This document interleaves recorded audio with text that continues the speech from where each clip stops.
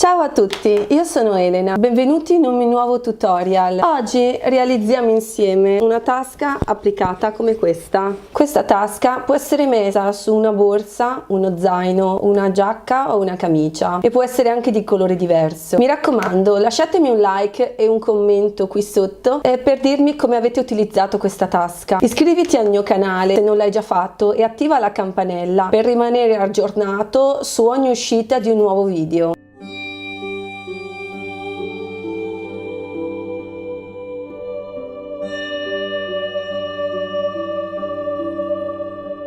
Tagliare un rettangolo di stoffa della misura desiderata più 1,5 cm per lato da piegare. Fare zigzag ai bordi.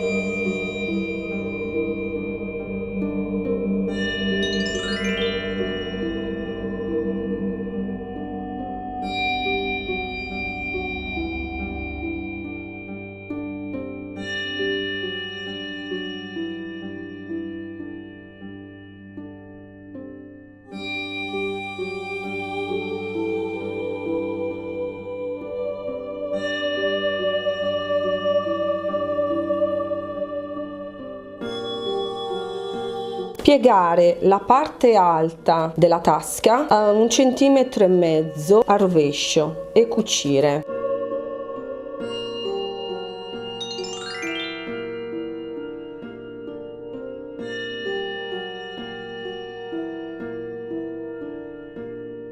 Piegare gli altri lati a 1,5 cm. Puntare la tasca con gli spilli sulla parte desiderata.